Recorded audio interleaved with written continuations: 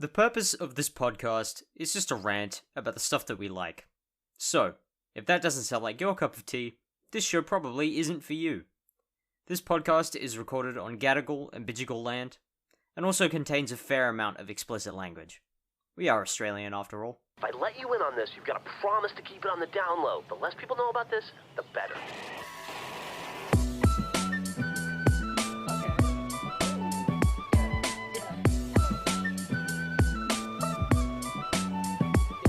Yeah, call it lazy, I just create what is in my mind. I use the same breaks in my beats sometimes. Wanna decorate my office, so I bought some fake lavenders and speakers, but Mankaiju on the highway to Los Angeles. Never try to hide you from my life if you can handle it. You know I try to find you in the dark, which is the candlestick. The flowers of my heart always encase in metal shackles. When I look into your eyes, you're like Wonderland and Alice.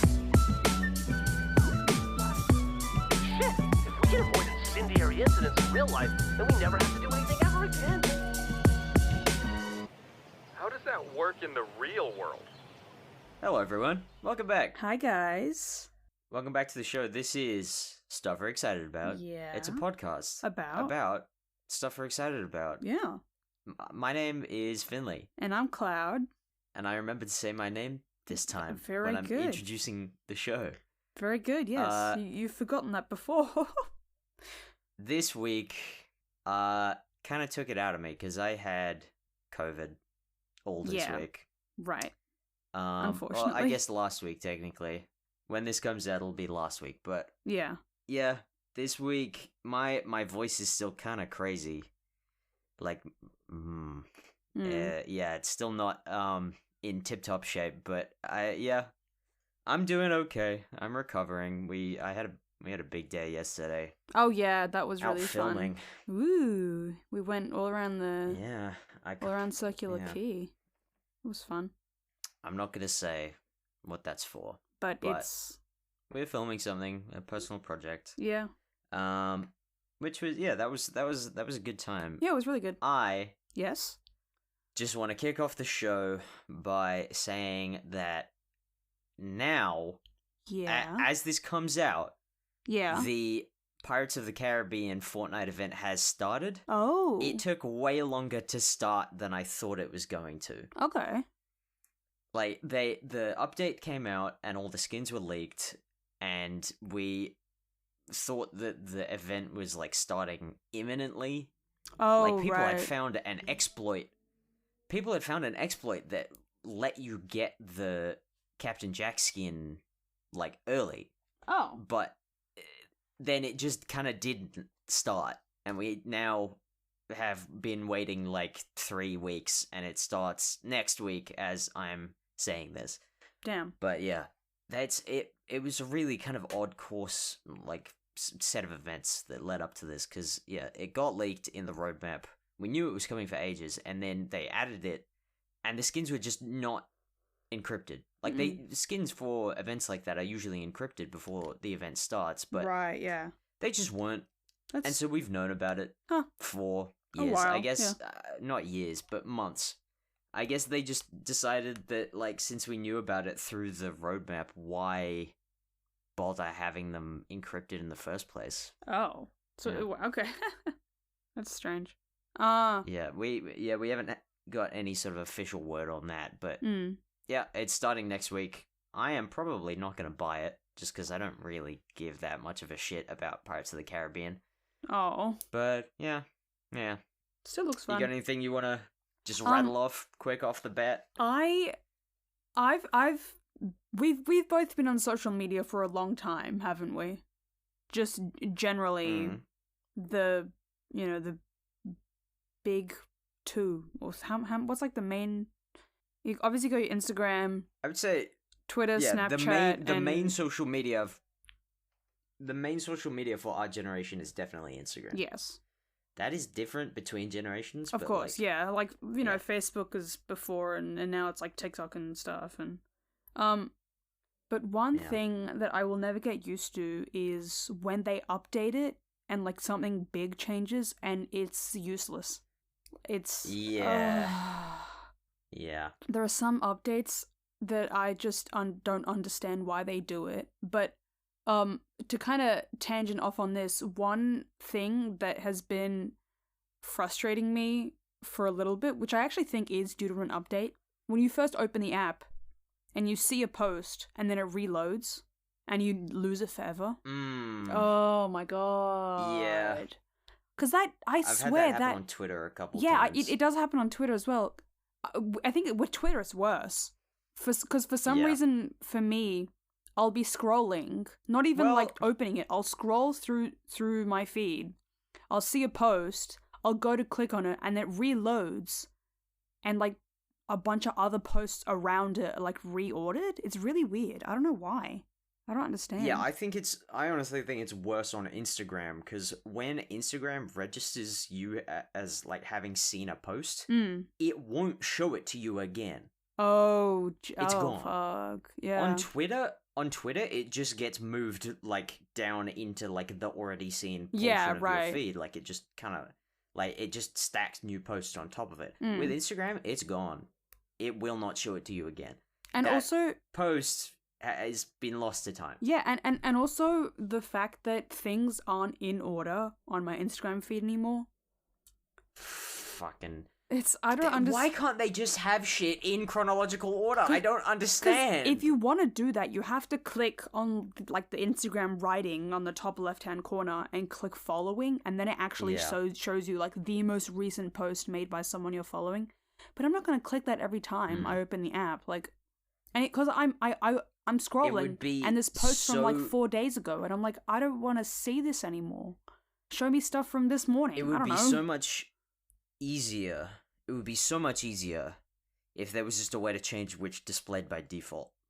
Oh yeah, I wish it was. I wish you could change it to following by default, because I don't even know what it's supposed to be, like what this default is compared to the following, which is what it used to be. Really, it used to be that, wasn't it? Yeah. So I don't know. It's something I've just been thinking of, because I remember when the like where the DMs were changed from the top right-hand corner. No, changed from the bottom bar to the top right-hand corner. I didn't like that. Yeah. Or when the logo changed for that. No, that took me even now I don't like the new logo. The DM thing, that took me a long time to get used to, the whole DM thing. I don't like it. That was when they introduced Reels. I still don't like Reels. Reels felt like the most useless feature. And the fact initially, that I've kind of got used to it now, but like it just kind of didn't feel like they had like it didn't feel like it had any like meaningful direction or like intent. Not intent, but it didn't feel like it had any actual sort of meaningful use to the users. Yeah, because there's a whole button for it. I never use it. I mean, ever. There's a whole app for it. It's called TikTok. No, I know, but oh my god! And there's also the fact that Reels are like a month behind TikTok, like trend wise, and then YouTube Shorts is like a whole other month later than that. It just filters down. Yeah, slowly. It just filters down through the most the popular different things. platforms. It's so funny. And some then of those sites suck fucking ass. There's one social media that I think is still like the true essence of what social media is supposed to be, but then it has its own set of problems, which is Tumblr. A lot of people say that it's still kind of what a social media is supposed to be, but I find myself getting bored because I see the same things every day, and I see things from the people I post, but then I just get kind of bored because there's like nothing new. Like finding new stuff is kind of difficult, if that makes sense. Yeah, that is. I used to be semi-active on Tumblr briefly, and my main problem with it is that, okay, one, none of my friends are on it. I'm on it. Max is on it. None of the. Yeah, no, I meant like my online friends. Oh, right. None of my internet friends, like, you know, right, my friends that use the internet. Yeah, right. None of my internet friends are on it. None of the people, like, the like, for lack of a better term, influencers that I care about. Oh, yeah. Like, or... None of, like... It doesn't have any meaningful pathways to discover actual content that I care about. And nobody will ever see anything that I post, so why should I post on there? I will say... It feels pointless. I will say it is very good for artists. I think it is quite good in terms of getting recognition for your art.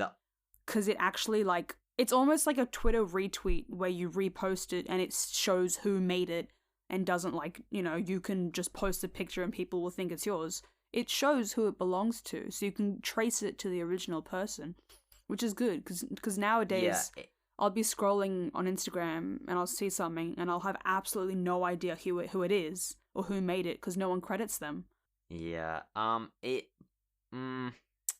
probably, like, the only sort of, like, okay social media for artists, because all of the other ones, it's just, like, they're just constantly being scraped for either reposts or, like, AI model training, and it's just kind of, like, just shit. It's just shit for artists, because nobody, I would say on Instagram, people give significantly less of a shit about art. It's not a good platform. It's not for art anymore. Originally it was for pictures. Weirdly enough, the only place that on Instagram where art actually gets some amount of attention is in Reels. Yeah, true. There's some the Reels algorithm. Yeah.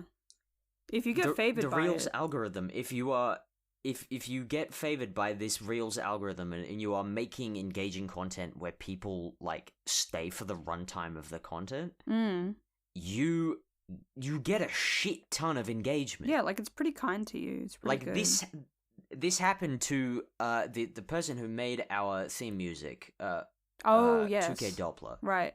They had they have been working away. They have been toiling on animations and reels and things with their characters for years, and then, like, last year, one of their reels just absolutely blew up, and now they have the recognition that, frankly, they deserve, just because they happen to get lucky with their algorithm. Yeah. And that happens, like, actually kind of frequently on Instagram. Those sort of, like, underdog stories where someone has been working away for a while and then finally they just kind of they just hit something and it just works. Right.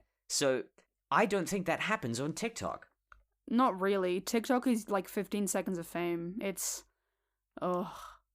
People have praised TikTok's algorithm, but it doesn't actually help artists. Yeah. What it does is it serves you content that it thinks you'll like, and usually it's right. But it doesn't actually, like, it doesn't feel like it works on the other end for people who are posting videos. Yeah, right. Because, like, I've tried my hand at, like, posting TikToks and making content for TikTok, and I've only had one video blow up, ever. Out of maybe, like, many videos that I have made. I've actually put quite a lot of effort into and posted. I've only had one video blow up, and other videos I've made, like, playing on trends and things that are currently going and, like, making memes based on, like, current formats. Yeah. I've posted them, and TikTok has said, no, this is actually, we don't want this. Like, they send you a message in your inbox and say, this is not eligible for the For You page, because it's too low quality. Jeez. It's like, what do you mean? What do you, like, I spent, like, an hour making this. Yeah, it's a bit, like, and then even if you do get something out, I've seen so many videos that have, like, thousands or even millions of views or likes, and it'll be the most random thing. It's like, it's not even someone that's trying to make content. It'll just be, like, someone's random video of them, like, on a farm or some shit. I don't know, like, moving hay, and that's it, and it gets millions of views, and I'm like, I don't get it. It doesn't make sense. All those algorithms are basically just black boxes where shit goes in, shit comes out, and nobody actually really has any idea how they work. Yeah, it's And mm. I don't think that's how it should be. I think there should be definitive. For one, I think you should have options in the settings of the app to say, this is what I like, this is what I want my algorithm to do for me, and this is what I want the algorithm as a whole to do for others. Yeah. And I mean, I don't know how practical that would actually be, but having a way to tell your algorithm, like, I want, like, specifically, I want more smaller artists. Yeah, because it shows you what it shows you what it thinks you want to see, but I'll like one video for some random thing, and then I'll be like, oh, this is kind of interesting, and then I'll search it up and I'll see like 2 other videos, and then it shows me like a shit ton of those, and I'm like, I just looked at it for 2 seconds. I'm not actually like interested in this. I don't. And then, I mean, okay, this is kind of feeding into another topic that I have sort of spoken about with friends previously, is that I, as an autistic person, have this thing called, I call them, like, special anti-interests.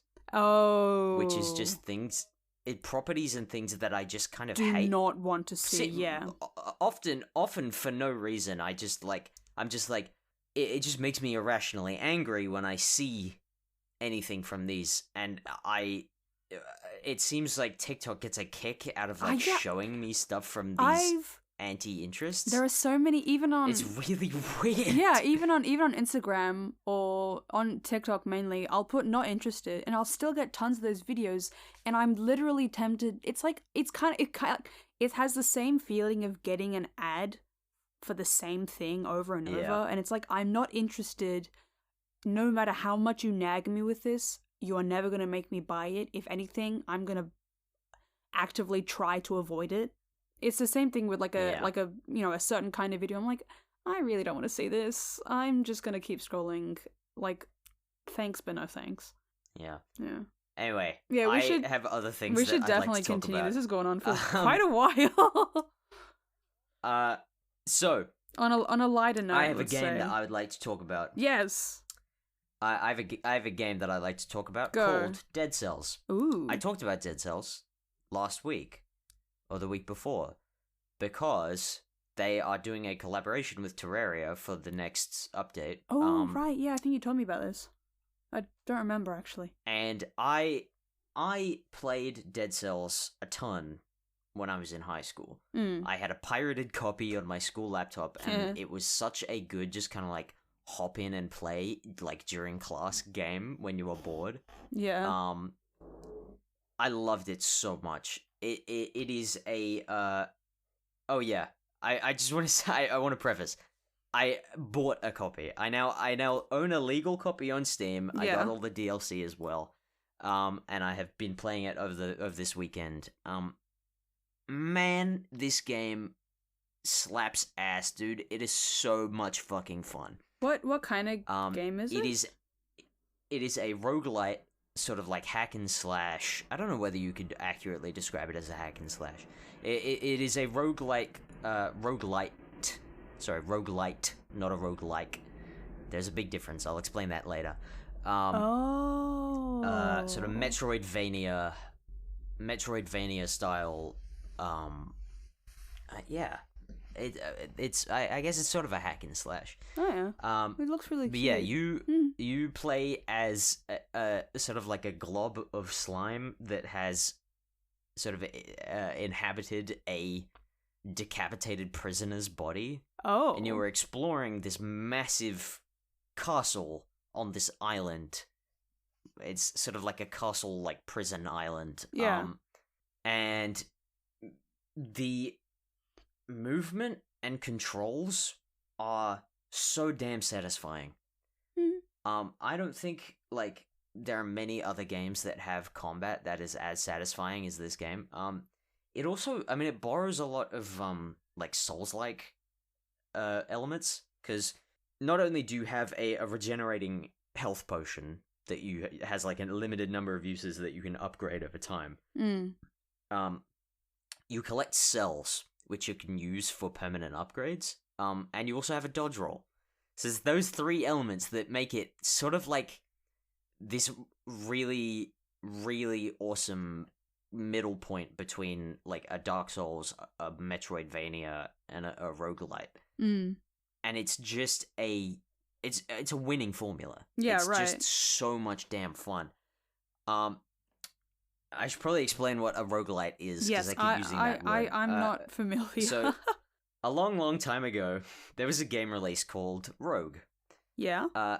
Rogue was one of, if not the first game to adopt the formula of runs, where your progress is completely reset when you die.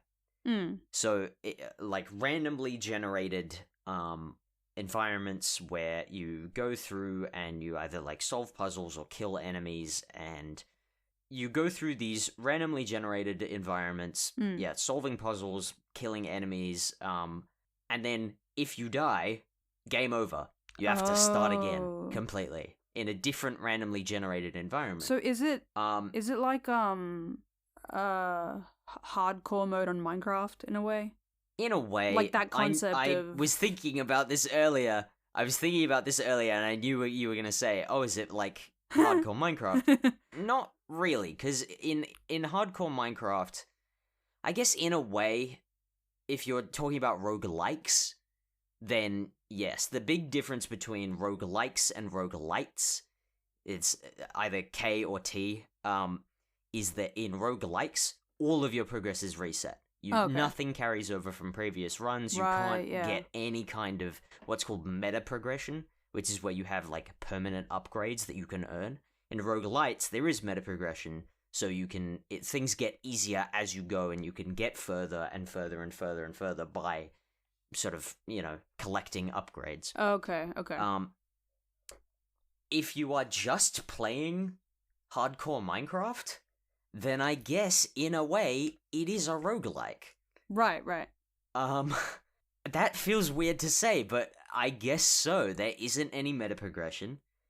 You are starting again from scratch. The world is randomly generated. So, yeah, it fits the bill for a roguelike. Okay.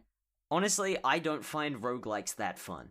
Because there is no meta progression, it can be really frustrating when you're on like a really awesome run and you're doing really, really well, and then you die to something completely unforeseen. Yeah, right. Like you get to a part of the game that you haven't got to before, and there's just an enemy that just kind of like snipes you out of nowhere, and you're just dead. And there's nothing you could have done about it because you didn't know.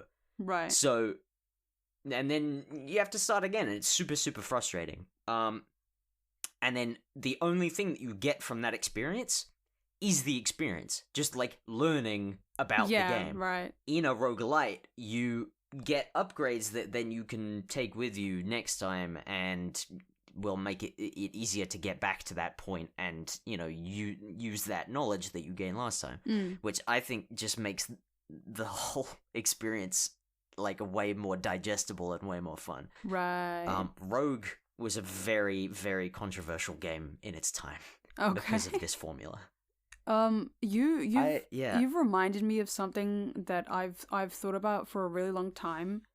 Whenever I go onto Steam to look for some sort of game that I want to play, I always forget of like the different genres of like games that there are.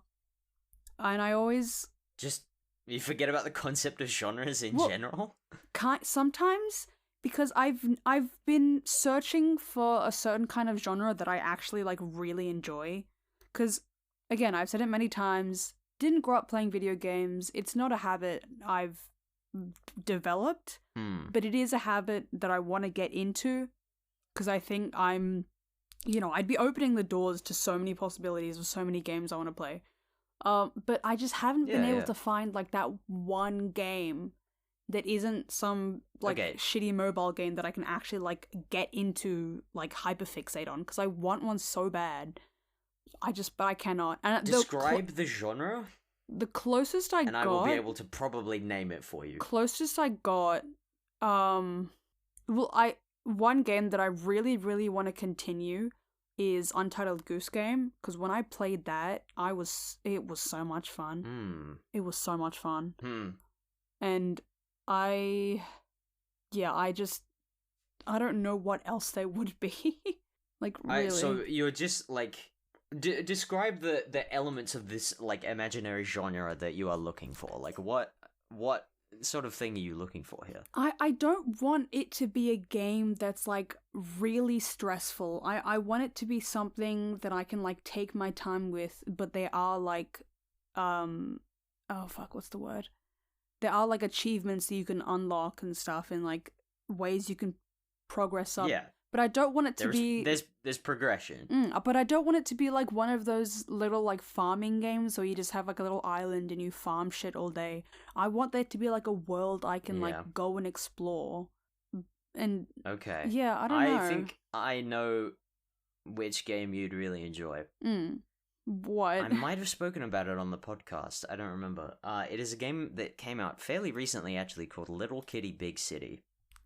Let me how do you I don't know. Little it's on Steam. Hold on, say it again. Little Kitty Big City. Pretty simple. It's just Oh, I love like, cat games, true. A world exploration game where you just play as a cat. It's fairly simple. Perfect. This actually next time you're over at my place, I'll give you a go. Please, yes. This actually looks I'll really give you a good. go at this because it's a lot of fun, and I think you would probably enjoy it because it sort of fits that bill. It has progression. It's not stressful. It's not a farming sim. It has a lot of cool exploration. And one other thing, I'm always sad when, like, even when there are progressions, when you progress to a point where you just can't do things anymore because, like, you've done everything. I don't want the game to just end. Like, I want to keep being able to play stuff and, like, develop things, which, you know, it's good that I did everything, but it kind of sucks that you just... Do you know what I mean? Like, I don't want that to be, like, a big curve that just evens out. So... That is probably because you haven't played any games that have actual narratives. Right. Because this game does have a narrative, and it ends. It has an ending. Oh, It doesn't just kind of, just, like, peter out and you just stop progressing. It has a conclusion. Okay. So, yeah. All it right, has that going for no, it. That's... I also really hate that in games where you just kind of have to stop playing because you've run out of things to do. Yeah, it really sucks. But yeah, I will definitely have a look into it, and if I do like it when I go over to yours, then I guess I'll see if I can get it.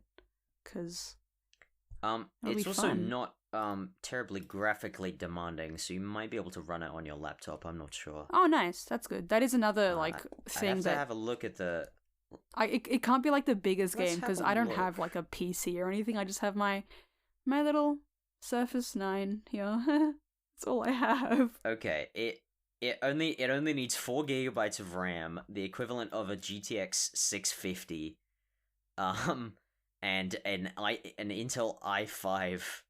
I don't even know what generation that is. That's like i5. It says i5 760. I don't know what that means. I don't know what generation that is. I'm struggling to find. Hang on. Yeah. Release date. I'm gonna laugh so hard if it says like 2007 or something. 2010. So okay, Close. to run this game, you need a CPU. You need a CPU from 2010. So I think you'll be okay. I will be more than good. Yeah. So yeah, next time you're over at mine, you can have a go at that because it is a pretty damn fun game. I remember I played the demo for that when it first came out. Oh yeah. And then had to wait a number of months to actually buy and play the game because that demo came out pretty damn early. Right. But yeah, it's a really fun game. Okay, well, looking forward to it. And that brings us... that pretty much takes us up to runtime. Do you have an Am I the Asshole? Oh, give me 2 seconds. No, I don't. Let me... It's already 2 seconds. It's much longer than 2 seconds. Do you have one? You've run out of time. I'm always the one that comes don't. up with them. Well, then there you go. You have self-nominated. Huh? You've self-nominated as the proprietor. When did I do that? Okay. By finding them every week. This is what you do. Okay, well here's one. Okay, I have one. Oh, okay. You go then. Am I the asshole for telling my husband to stop eating like he's never seen food before? I wish I could tell that to like every pet that scrambles to food like they've never eaten before. Yeah, I want to read part of the body text here. Yeah, go.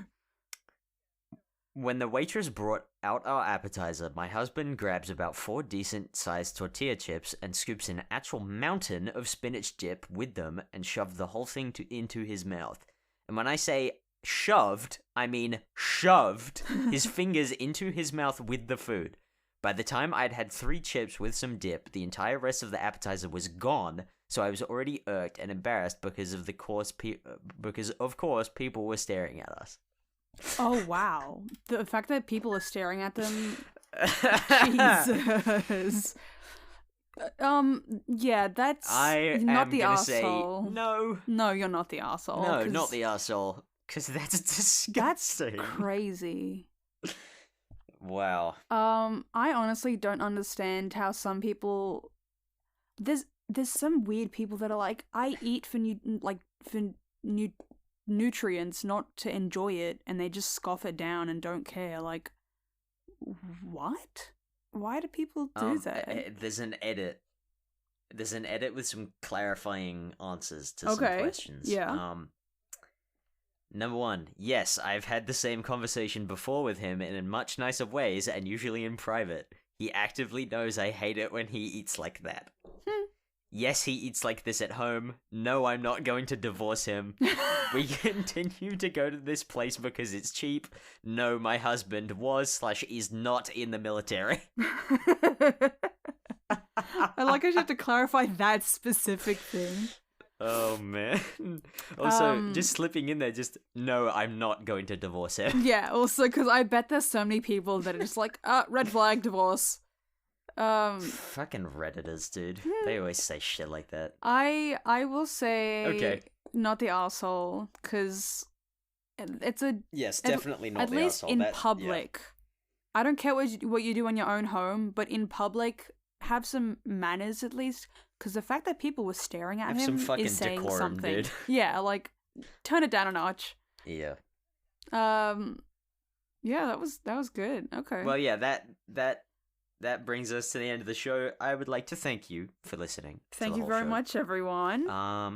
Thank you to 2K Doppler for the use of our theme song, Breeze, of the Emblem Brooks Brain Dub. It's the same person as before. I used to say, okay, Kirk, but I think I did clarify in a previous episode. They're kind of discontinuing that alias, and I would like to guide listeners to their sort of main channel for their art, which is 2K Doppler, mainly on Instagram, but also on like Twitter and TikTok as well.